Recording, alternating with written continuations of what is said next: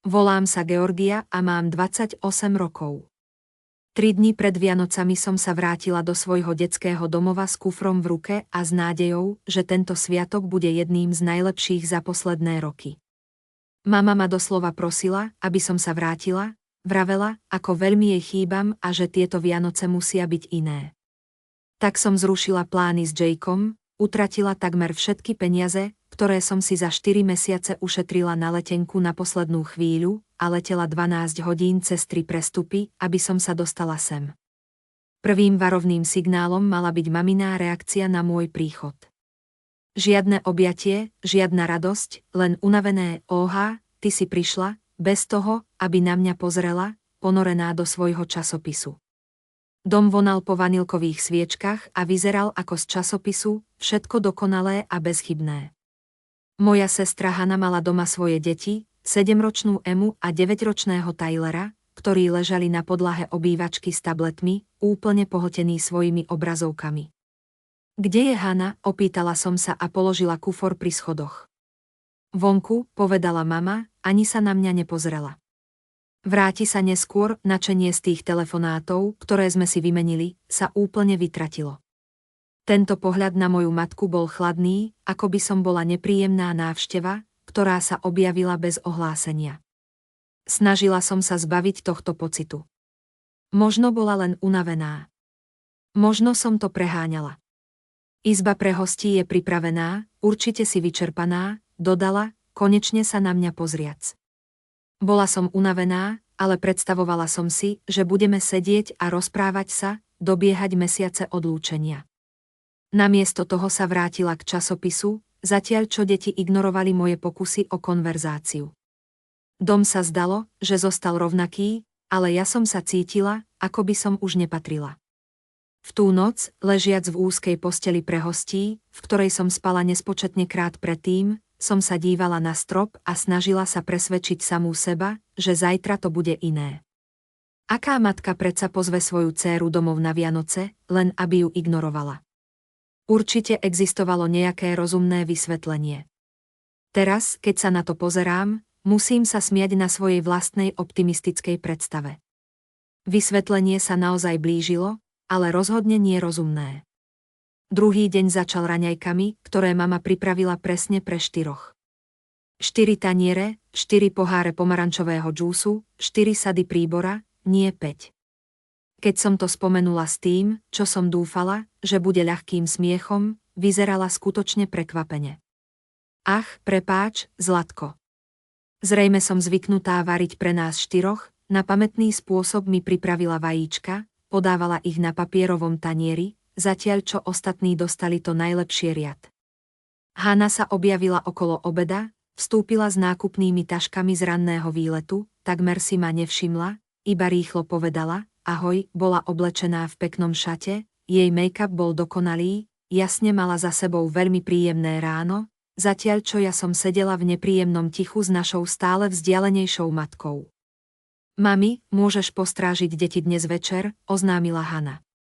David ma berie do tej novej stejkárne v centre, nebola to otázka. Pohľad na odchádzajúcu mamu bol pre mňa šokujúci. Pusa na rozlúčku a už bola preč, skôr než som stihol povedať poriadne ahoj. Celý deň sa niesol v zvláštnom duchu. Mama sa snažila byť dobrou hostiteľkou, no všetko pôsobilo, ako by hralo divadlo, ako by sa riadila nejakým predpísaným scenárom. Keď som sa pokúsil začať rozhovor o svojej nedávnej povýšení alebo sa spýtať na jej knižný klub, odpovedala jednoslovne, zatiaľ čo jej prsty neustále tancovali po displeji telefónu.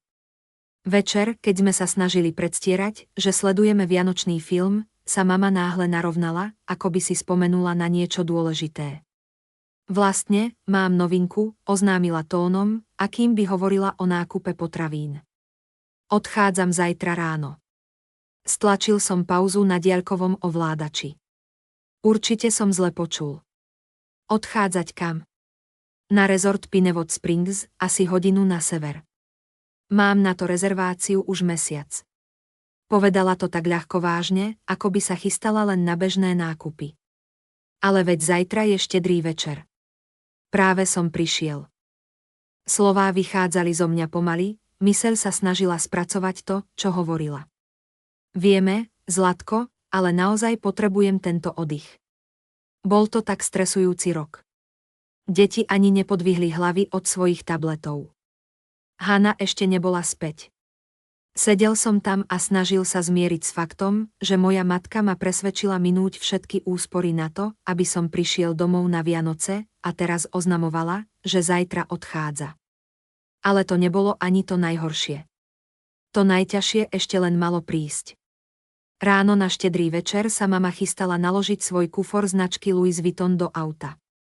Ten istý kufor, ktorý tvrdila, že si nemôže dovoliť vymeniť, keď sa minulý rok roztrhol zips. Zábavné, ako sa tieto veci zrazu vyriešia, keď nastane čas dovolenky. Hana sa zatiaľ objavila v kuchyni, kde som si pripravoval kávu, a vyzerala neuveriteľne uvoľnene, ako by jej mama neplánovala opustiť rodinu na štedrý deň. Tak asi vyrazím okolo 10:00, povedala, otvorila chladničku a vytiahla pomarančový džús, ako by to bol bežný utorok. Kam vyrazíš, spýtal som sa, aj keď moje brucho už začínalo znova krčovito krútiť. Aby som sa stretol s mamou na rezorte. Trávime Vianoce tam. Nepovedala ti to. Hana si naliala džús, úplne bez starostí o môj šokovaný výraz. Rezervácia je pre 2 dospelých. Pokrčila plecami, ako by to bola tá najzrejmejšia vec na svete. Okrem toho, niekto musí postrážiť Emu a Tylera. Nemôžu presne prísť na romantický víkend. Tieto slová na mňa dopadli ako ľadová sprcha. Niekto musí postrážiť deti. Jasné. Perfektné načasovanie, že si tu. Hannahina tvár sa rozžiarila, ako by práve našla riešenie svetového hladu.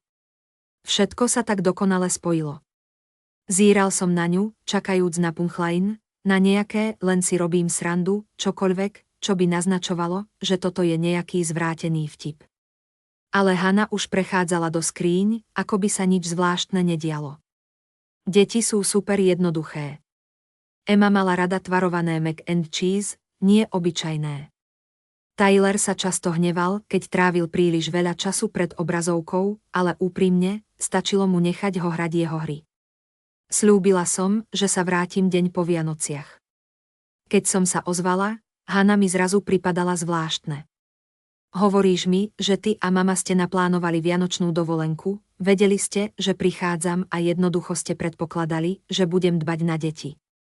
Nie je to opatrovanie, keď ide o rodinu, povedala, stále sa prehrabávajúc v špajzi. Navyše, deti máš rada. V tom okamihu sa obrátila, v ruke držala krabicu Pop-Tarts, usmievala sa na mňa, ako by sme zdieľali najlepší vnútorný vtip na svete, a povedala vetu, ktorá všetko zmenila. Konečne bezplatná opatrovateľka na Vianoce v skutočnosti sa zasmiala, ako by to bola tá najvtipnejšia vec na svete. Stála som v kuchyni a počúvala, ako sa Hana smeje na vlastnom vtipe o mne ako o bezplatnej pracovnej sile, a niečo vo mne sa zastavilo. Nepocítila som hnev ani bolesť, len tú zvláštnu stíšenú atmosféru. Ako by som stála v oku hurikánu, kde okolo mňa panoval chaos, ale ja som bola suspendovaná v podivnom pokojnom priestore. Bezplatná opatrovateľka, zopakovala som, môj hlas bol úplne plochý. No, poďme. Hana sa stále usmievala, vkladala Pop-Tart do toastovača. Nemáš deti, nemáš manžela a už si tu. Je to absolútne dokonalé. Dokonalé, správne. Absolútne dokonalé. Mama sa objavila v dverách, kľúče od auta zvonili v jej ruke ako zvončeky na saniach. Idem teraz von. Hana, máš moje číslo na núdzové prípady. Georgia, veľmi ti ďakujem za toto. Si naozaj záchranca a tak, ako by sa už všetko dohodlo, obidve to brali tak, ako by som už súhlasila. Ako keby bol môj súhlas len drobný detail, na ktorý zabudli, ale ani ho nepotrebovali. Zavolám dnes večer, aby som skontrolovala deti, dodala mama, už na poli vonku. Núdzové čísla sú na chladničke, dvere sa za ňou zavreli s tichým kliknutím. Hannahin Pop-Tart vyskočil z toastovača s veselým pípnutím. Emma a Tyler sa naďalej pozerali na rozprávky v obývačke, úplne nevedomí toho, že ich mama a babka práve zorganizovali niečo, čo začínalo vyzerať ako dôvtipný plán. Vtedy som si všimla papiere roztrúsené na stole blízko miesta, kde mama nechala svoju kabelku, zabudnutú v jej zhone na začiatok zaslúženej dovolenky. Potvrdzovacie e-maily. Typ podrobného itineráru, ktorý obsesívne plánovače vytlačia, zvýraznia a reorganizujú 17-krát. Moje ruky boli úplne stabilné, keď som zdvihla prvú stránku. Rezervácia prémiového apartmánu v rezorte Pinewood Springs Resort and Spa na obdobie od 24. do 26. decembra. Celková cena $1247. Pokračovala som v čítaní Hannahin letový potvrdzovací e-mail. 23. decembra jednosmerný lístok z nášho miestneho letiska do malého regionálneho letiska blízko rezortu. Cena $340. Ďalšie papiere. Informácie o lete David, zjavne bývalý manžel Hana, sa tam má stretnúť po svojich pracovných cestách. Spa balíček pre dvoch. Rezervácie na večeru v reštaurácii, ktorá vyžadovala 3-týždňové rezervácie. Toto nebolo spontáne. Plánovanie na vojenskej úrovni sa rozbehlo už pred niekoľkými týždňami, možno aj mesiacmi. Každý detail bol starostlivo naplánovaný, každá výdavková položka presne vypočítaná a zaplatená, zatiaľ čo ma volali so svojou beznádejnou túžbou presvedčiť ma, aby som sa domov vrátil na Vianoce. Dátumy na rezerváciách boli jasným signálom. Rezervácie z konca októbra, len 2 týždne pred tým, než mama začala svoju emocionálnu kampaň, aby ma dostala domov. Vtedy ma to zasiahlo ako nákladný vlak. Nebol som pozvaný domov na Vianoce. Bol som naverbovaný. Naverbovaný, aby som bol pomocou. Hanna opustila dom presne o 10:30, takmer sa vznášala od vzrušenia ohľadom svojho prekvapenia vianočnej dovolenky. Prekvapenie pre mňa. V každom prípade sa rozlúčila s deťmi, pripomenula mi večerný rituál s Tylerom a vyšla von skôr, než som stihol plne spracovať, čo sa deje. Hneď ako jej auto zmizlo z dohľadu, rozhodol som sa, že je čas na odpovede. Hanna bola vždy trochu chaotická, dôležité papiere sa váľali po celom dome. Mamin pracovný stôl bol rovnakým neporiadkom, kde platila účty a tlačila nekonečné dokumenty. Nebol som zvedavý, len som vykonával nevyhnutné vyšetrovanie dôkazov, ktoré ležali na očiach. Prvá vec, ktorú som našiel, bola manilová obálka na maminom stole s nápisom Vianočné plány. Zjavne bola ešte organizovanejšia, než som si uvedomoval. Vo vnútri boli vytlačené e-maily medzi Hanna a mamou ohľadom rezervácie v rezorte, ktoré siahali až 2 mesiace späť. Nemôžem sa dočkať našej vianočnej dovolenky, napísala mama koncom októbra. Konečne trochu pokoja a ticha. Perfektný čas, že Georgia sa vracia domov, odpovedala Hanna. Bezplatná starostlivosť o deti sa perfektne hodila, tam to bolo, skutočne napísané. Moje pozvanie domov nebolo o rodinnej pohode alebo tom, že by ma niekto postrádal. Bolo to o zabezpečení pohodlných, neplatených opatrovateľských služieb. Ale to bolo len začiatok. Zjavne sa Hanna snažila tlačiť finančné dokumenty u mamy, pretože jej vlastná tlačiareň bola už mesiace rozbitá. Hromada bankových výpisov, organizovaných podľa mesiacov, ležala priamo pred mojimi očami. Začal som čítať, hľadajúc dôkazy o finančných ťažkostiach, o ktorých neustále plačlivé hovorila. O ťažkostiach, kvôli ktorým som musel každý mesiac posielať peniaze, aby som pomohol s potravinami a zaplatil účty. Namiesto toho, čo som očakával, mi žalúdok klesol až do pivnice. Pravidelné vklady každý mesiac, podstatné sumy, všetko jasne označené ako výživné. D. Matthews, David Matthews, jej ex-manžel, otec Tylera a Emmy. Platby boli konzistentné, spoľahlivé a štedré, dostatočné na pokrytie nájmu, potravín, energií a základných výdavkov pre rodinu troch. Hanna dostávala značné výživné počas celého tohto obdobia, zatiaľ čo súčasne brala peniaze odo mňa a plačlivo sa sťažovala, aká je ťažko zarábajúca matka, pričom mi umožňovala vynechať večere vonku a kupovať generické potraviny, aby som jej mohol posielať núdzové prostriedky. A nakoniec posledný kúsok skladačky. Vytlačený e-mail od Davida.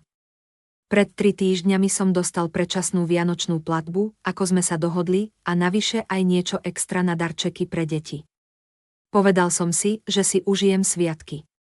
Ale aj keď mala peniaze, na oko sa stále snažila vystupovať ako zápasiaca slobodná matka. To bola len maska, ktorou sa snažila získať viac peňazí odo mňa, zatiaľ čo ona a jej mama plánovali tajnú vianočnú dovolenku. Sadol som si do maminej kancelárie, opretý v jej stoličke a s pohľadom upreným na dokumenty, ktoré sa povaľovali po stole. Všetko do seba konečne zapadalo. Strávil som zvyšok popoludnia prechádzaním ďalšími papiermi, ktoré sa nachádzali po jej pracovnom priestore. Ak bola Hana neorganizovaná, mama bola úplný opak, jej život bol prakticky zdokumentovaný na papieri. Súbory, zásuvky v stole a usporiadané zložky rozprávali svoj vlastný príbeh. Bankové výpisy boli starostlivo uložené v zložke s názvom Mesačné financie. Zjavne si všetko tlačila na vlastné záznamy. Pravidelné vklady, ktoré sa týkali nielen dôchodku, o ktorom stále sťažovala, že sotva pokrýva jej výdavky. A potom tam bola významná suma z životného poistenia po otcovej smrti pred 2 rokmi, o ktorej nikdy nehovorila, keď sme sa rozprávali o jej finančných problémoch. Našla som aj zhrnutia investičných účtov, o ktorých som ani netušil, že existujú, a výkazy príjmu z nehnuteľností z otcovej starej prenájomnej nehnuteľnosti. Tú istú budovu, ktorú mi povedala, že musela predať kvôli ohromujúcim finančným tlakom. Ale to bola zápletka, ona nič nepredala. Prenájom pokrýval väčšinu jej mesačných nákladov. Následne prišli výpisy z kreditných kariet, starostlivo usporiadané podľa mesiacov. Rezortné pobyty počas roka, kúpeľné procedúry, víkendové výlety s priateľkami z knižného klubu, prémiové nákupy v drahých obchodoch, všetko na tej istej karte, na ktorú som jej posielal peniaze, aby sa udržala nad vodou. A posledný kúsok skladačky bol vytlačený list od jej finančného poradcu, datovaný presne pred týždňom, ktorý ležal na jej stole. V ňom sa hovorilo o bežnej pravidelnej revízii portfólia, ktorá ukazovala zdravé výnosy z investícií a čo poradca značením opísal ako veľmi pohodlnú pozíciu na dôchodku. Fráza finančne zabezpečená sa objavila 3-krát v jednom odseku. S trasúcimi sa rukami som si spočítal, čo všetko má. Mamin dôchodok, plus peniaze z otcovej poistky, plus príjem z prenájmu, plus výnosy z investícií. Zarábala viac ako vdova, ako kedykoľvek predtým, keď otec žil a pracoval. K tomu pripočítaj stabilný výživný príspevok od Hana a obidve žili celkom pohodlne, zatiaľ čo rozprávali zložitý príbeh o finančných ťažkostiach. Po 3 roky som im posielal spolu $800 mesačne. Peniaze, ktoré som si musel odrieknuť, jedol som instantné nudle na večeru, vyhýbal sa spoločenským akciám, pretože som si ich nemohol dovoliť, a bral som si voľné práce cez víkendy, keď som mal odpočívať. V predvečer Vianoc som sa zobudil o 5 ráno, s pocitom jasnosti, akú som nezažil už roky. Emma a Tyler spali pokojne hore, zatiaľ čo ja som sedel pri kuchynskom stole, pred sebou som mal rozložené dokumenty ako na právnom pojednávaní. Pomalým a premysleným spôsobom som si vychutnával kávu a čakal na ten pravý okamih, kedy všetko vyjde na svetlo. O 8:30 sa objavila Hana, už oblečená a žiariaca nadšením pre svoj deň v kúpeľoch. Z chladničky si vzala jogurt a začala rozprávať o tom, ako sa teší na párovú masáž. David poslal správu, že už je na rezorte, povedala, takmer poskakujúc od radosti. Počasie má byť dokonalé na vonkajšie výrivky. To znie skvele, povedal som pokojne a posunul som jej prvý bankový výpis. Takmer tak skvele, ako tieto pravidelné príspevky na výživu, ktoré si dostávala. Hannahina lyžička sa na okamih zastavila, keď sa pozrela na papier. Jej tvár prešla zmetením, cez rozpoznanie, až po paniku. Georgia, ja to môžem vysvetliť. Prosím, vysvetli, položil som vedľa prvého ďalší výpis. Vysvetlí, ako si dostávala viac ako $2000 mesačne na príspevky na deti, zatiaľ čo mi tvrdíš, že sotva vychádzaš s jedlom. V tom okamihu vošla mama, ťahajúc si kufor a kontrolujúc svoj telefón na aktualizácie letu. Pri pohľade na papiere na stole sa úplne zastavila. Čo je toto, opýtala sa, hoci jej tón naznačoval, že veľmi dobre vie, o čo ide. Toto je rodinné stretnutie o úprimnosti, povedal som a pridal k dokumentom aj e-mail od jej finančného poradcu. Mama, chcela by si vysvetliť Hana, prečo si mi hovorila, že máš problémy s platením dôchodkov, zatiaľ čo sedíš na 6-cifernom investičnom portfóliu. Ticho sa medzi nami natiahlo ako kaňon. Ani jedna z nich sa nesnažila nič poprieť. V tom momente som vedel, že sa blíži zlomový okamih. Bolo jasné, že pravda bola na dosah, a ja som bol pripravený presne ju odhaliť. Stáli tam, zaskočení a s pohľadmi plnými prekvapenia, čakajúc na to, čo s informáciou urobím. Tak toto pôjde, pokračovala som, môj hlas bol pokojný a pevný. Vy dve pôjdete na svoju krásnu vianočnú dovolenku. Užite si každý okamih svojich wellness procedúr a romantických večerí, a keď sa vrátite, zistíte, že už nie som k dispozícii na opatrovanie detí ani na mesačné finančné príspevky. Ako prvá prehovorila Hana. Georgia, prosím. Ty nerozumieš, rozumiem veľmi dobre. Rozumiem, že ma obidve považujete za zdroj, s ktorým sa dá manipulovať, namiesto toho, aby ste ma brali ako člena rodiny, ktorý si zaslúži lásku.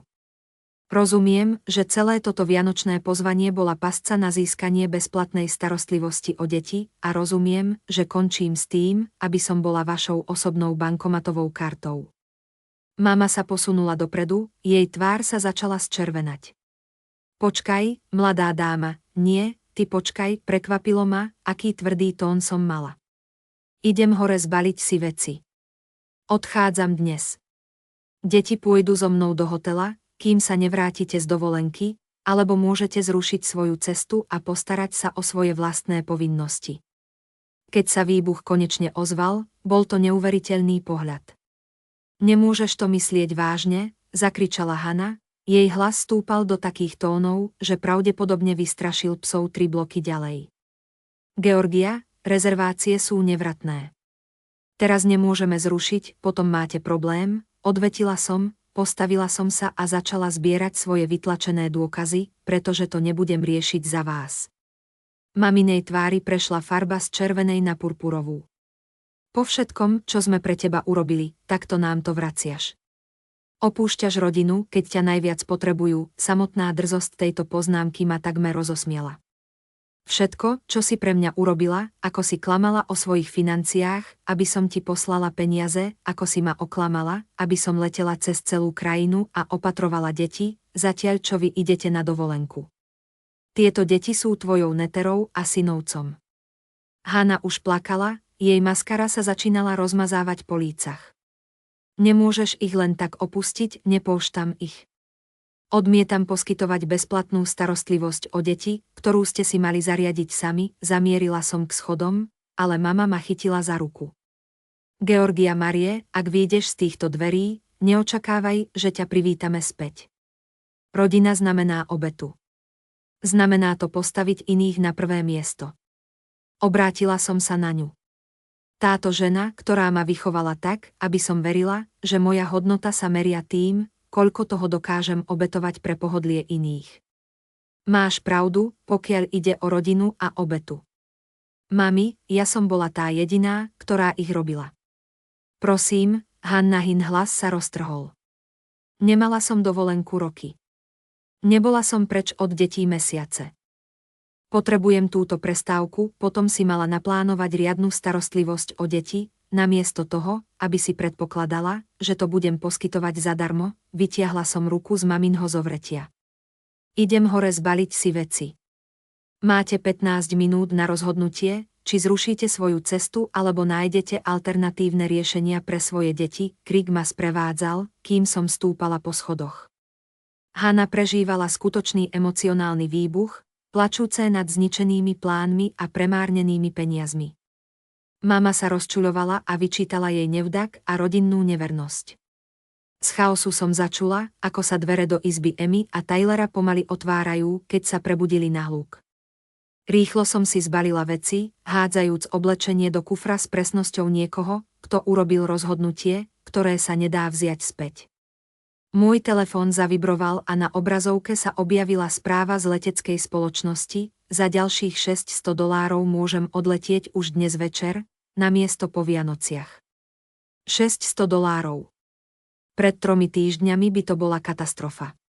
Teraz, keď som vedela, kam v skutočnosti išli moje mesačné príspevky, to vyzeralo ako kúpa mojej slobody. Let som si rezervovala. Keď som zišla dole, hádka sa už zmenila na bezradné dohadovanie. Počula som Hana, ako hovorí do telefónu, pravdepodobne Davidovi, aby mu vysvetlila, prečo sa ich romantický vianočný výlet rozpadá v reálnom čase. Keď som sa vrátila s kufrom, obidve ženy sa na mňa otočili s identickými výrazmi neúprosnej zúrivosti. Pani Petersonová z vedľajšieho domu sa dnes postará o deti, oznámila mama, ako by mi práve udelila obrovskú výhodu. A čo dnes večer? Zajtra? O deň neskôr, spýtala som sa. To nie je jednodenný výlet, nasledovali ďalšie panické telefonáty, ďalšie slzy a obvinenia o mojej sebeckosti. Ale zdalo sa, že pani Petersonová nemá čas na viacdňové stráženie. A miestne opatrovateľské služby boli na sviatky už všetky obsadené. O 2 hodiny som na letisku, povedala som, kráčajúc k dverám. Veľa šťastia pri hľadaní opatrovateľa. Počula som, že to je drahé, keď sa to naozaj musí platiť, nemôžeš odísť, zablokovala mi dvere Hana, jej tvár bola pokrytá slzami a beznádejou. Georgia, prosím ťa. Čo mám povedať Davidovi? Čo mám povedať rezortu, povedz im pravdu, povedala som, obchádzajúc ju. Povedz im, že tvoja bezplatná opatrovateľka dala výpoveď. Vtedy mama vytiahla svoj posledný tromf. Ten, ktorý si šetrila na maximálny efekt. Ak vyjdeš tými dverami, už nie si moja dcéra. Myslím to vážne, Georgia. Táto rodina nepotrebuje niekoho takého sebeckého a pomstychtivého, zastavila som sa s rukou na kľúčke. Na okamih stará Georgia uvažovala o tom, že ustúpi, ospravedlní sa a ostane, aby opravila problémy ostatných, ako to robila vždy. Potom som sa otočila a pozrela sa na obe ženy. Opradená hnevom a sklamaním som si uvedomila, že Hana, ktorá nepracovala ani deň za 9 rokov, si ako si zaslúžila wellness pobyty, financované mojimi peniazmi na jedlo. Mama, ktorá mala viac peňazí ako ja, ma nechávala stresovať kvôli nájomnému, zatiaľ čo plánovala víkendové úniky s priateľmi. Máte pravdu, povedala som potichu. Táto rodina nepotrebuje niekoho ako som ja. Niekoho, kto kladie otázky, niekoho, kto očakáva úprimnosť, niekoho, kto má hranice. Potrebujete niekoho, kto len stále posiela peniaze a nič sa nepýta, otvorila som dvere a pocítila, ako do miestnosti vnikol zimný vzduch. Našťastie pre vás, už sa o mňa nebudete musieť starať. Kričanie ma sprevádzalo k môjmu prenajatému autu. Hrozby, pocity viny, bezradné sľuby, že ak zostanem, všetko sa zmení. Bola som rozhodnutá. Svojich slov som už mala dosť. Všetko to znelo ako známe frázy, ktoré stratili svoj význam. Cesta na letisko mala byť devastujúca, ale s každým prejdeným míľom som sa cítila čoraz ľahšie. Keď som sa dostala na diaľnicu, dokonca som sa usmievala. Z letiskovej haly som zavolala Jakeovi. Zmenila som plány, povedala som, keď zdvihol telefón. Prídem domov skôr. Chceš večerať na štedrý večer? Čo sa stalo s rodinným Vianocami, na ktoré si sa tak tešila, opýtal sa prekvapene. Zjavne mala moja rodina iné plány, ako som mala ja, priznala som. Sledovala som, ako sa moje číslo brány objavuje na odletovej tabuli, ale teraz som mala lepšie plány. Kúpim víno, povedal Jake okamžite. Emma a Sara ti aj tak posielajú správy, že ťa chýba. A vtedy som sa rozplakala. Nie zo smútenia, ale z úľavy. Boli tu ľudia, ktorých zaujímalo, že som s nimi, nie to, ako im posielam peniaze. Boli to ľudia, ktorí ma postrádali, keď som bola preč, nie len kvôli prevodom z banky. Moja cesta domov bola najpokojnejších 4 hodiny, ktoré som za posledné roky zažila. Žiadne neustále pípania telefónu s požiadavkami na peniaze. Žiadny pocit viny, že pre iných robím málo. Iba ja, dobrá kniha a vedomie, že sa konečne rozhodujem pre seba. Pristála som o 10. večer na štedrý večer a našla Jakea, ako na mňa čaká s kyticou kvetov a najväčším úsmevom.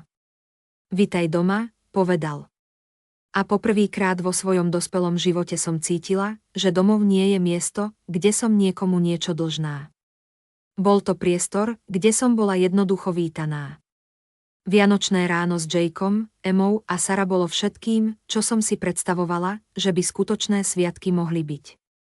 Vymenili sme si premyslené dary, varili sme spolu, smieli sa až do bolesti v bruchu a nikto odo mňa neočakával, že pošlem peniaze alebo postrážim deti zadarmo.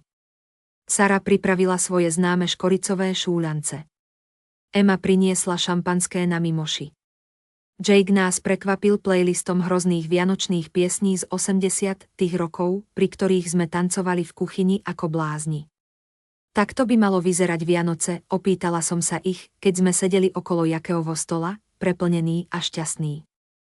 Nie je to predsa len neplatená práca, dodala Emma s dokonalým načasovaním, čo nás znova rozosmialo.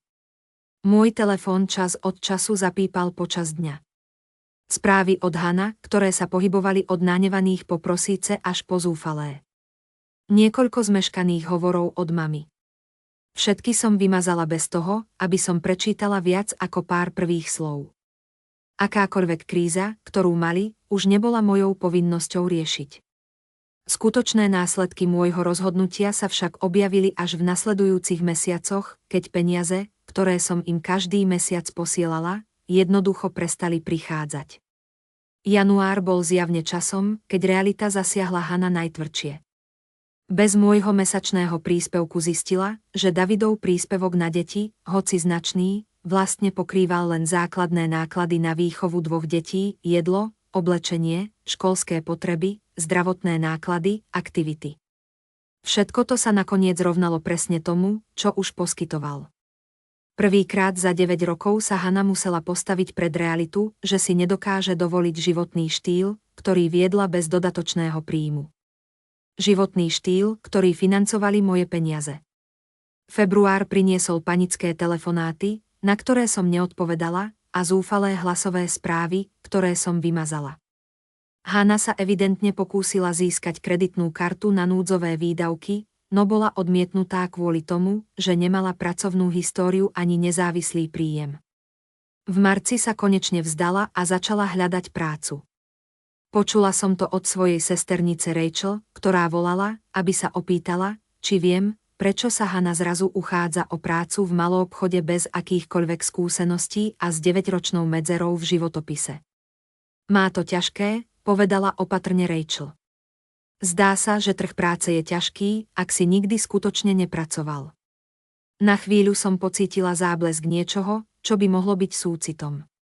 Potom som si spomenula na vianočné prázdniny, ktoré si užívali, zatiaľ čo ja som mala byť tou, ktorá im poskytuje bezplatné opatrovanie detí, a ten pocit zmizol. Určite na to príde, povedala som Rachel. Hana bola vždy dôvtipná, keď to potrebovala. To, čo som však nepovedala, bolo, že Hana bola dôvtipná 9 rokov. Len si svoje zdroje používala na manipuláciu s peniazmi zo mňa namiesto toho, aby si ich zarábala sama. Apríl priniesol správu, že Hana konečne našla prácu v miestnom obchodnom dome, na polovičný úväzok, za minimálnu mzdu, ale bolo to niečo. Podľa Rachel mala problémy so zložením rozvrhu a fyzickými nárokmi na to, aby bola celý deň na nohách. Je to pre ňu veľká zmena, povedala Rachel. Nie je zvyknutá pracovať. Väčšina ľudí začína pracovať v puberte, odpovedala som. Prispôsobí sa. V máji som sa dozvedela, že mama zasiahla so svojím vlastným ultimátom. Celý rozsah toho, ako moja neprítomnosť ovplyvnila ich starostlivo vybudovaný systém, sa objasnil prostredníctvom telefonátu od mojej sesternice Rachel. Navštívila mamu a mala celkom zaujímavý príbeh. Georgia, neviem, čo sa medzi vami všetkými stalo, ale dynamika tam sa úplne zmenila. Rachel povedala, tvoja mama vlastne povedala Hannah, že ak chce so svojimi deťmi naďalej žiť v jej dome, musí si zarobiť na živobytie.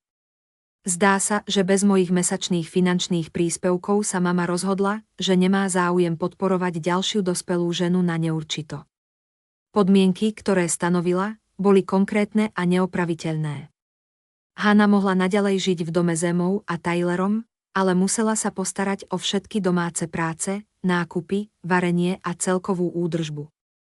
Taktiež musela prispieť $200 mesačne na energie a potraviny, peniazmi, ktoré museli prísť z jej novej práce v maloobchode. Je to ako sledovať celkom novú rodinnú dynamiku, pokračovala Rachel. Hannah pracuje v tom obchodnom dome, prichádza domov unavená a potom musí upratovať a variť večeru, zatiaľ čo tvoja mama sedí vo svojom kresle a pozerá si svoje relácie. Ironické na tom všetkom mi neuniklo. Roky som bol presvedčený, že rodina znamená obetovanie sa.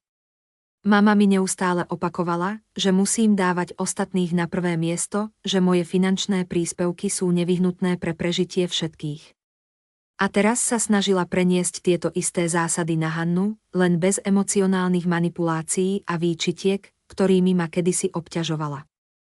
Zvedavo som sa opýtal, ako to zvláda Hannah, hoci som tušil odpoveď. Nie veľmi dobre.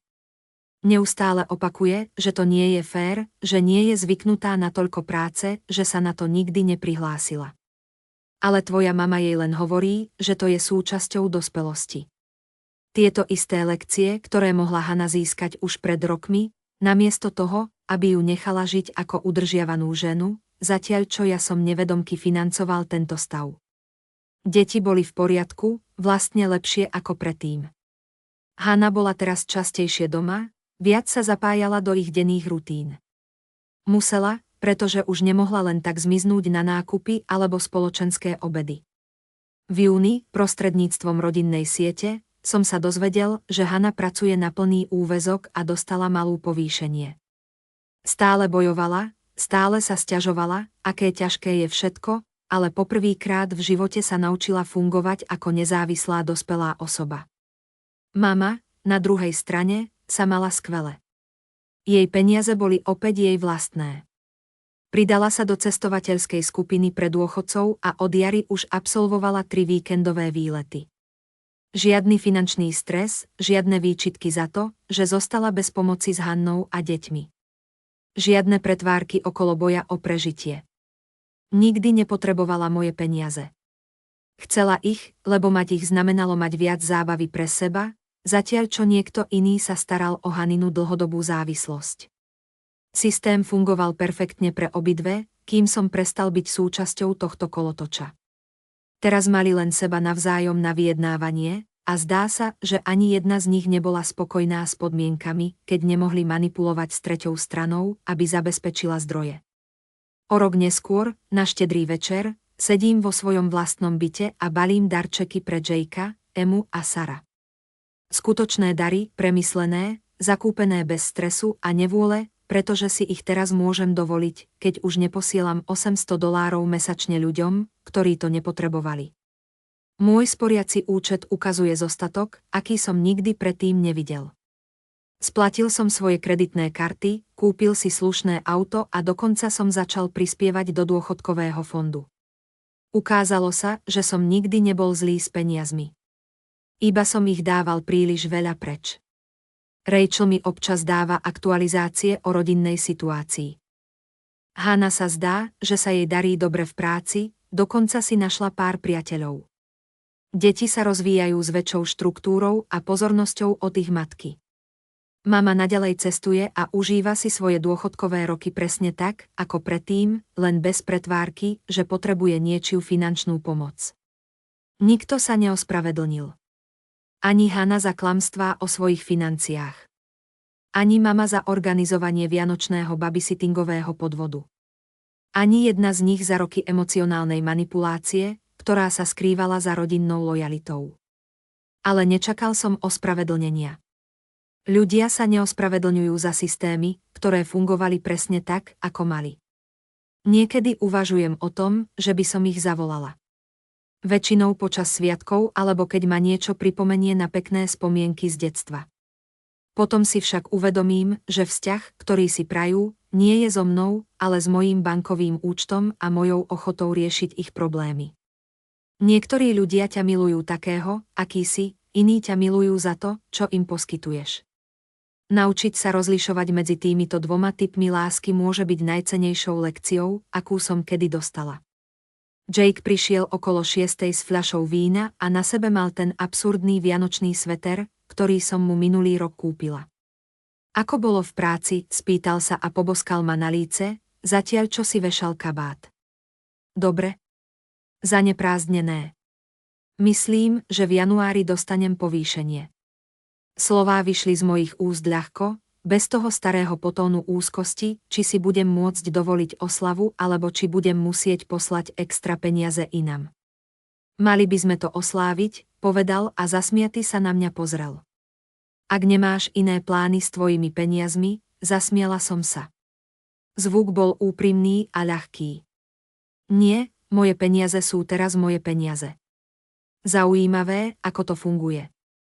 Neskôr, keď sme sedeli pri jeho vianočnom stromčeku, zdieľajúc čínske jedlo a zlé sviatočné filmy, premýšľala som o Georgii, ktorá minulý Vianoce preletela cez celú krajinu s nádejou, úsporami, naivnou vierou a láskou k rodine.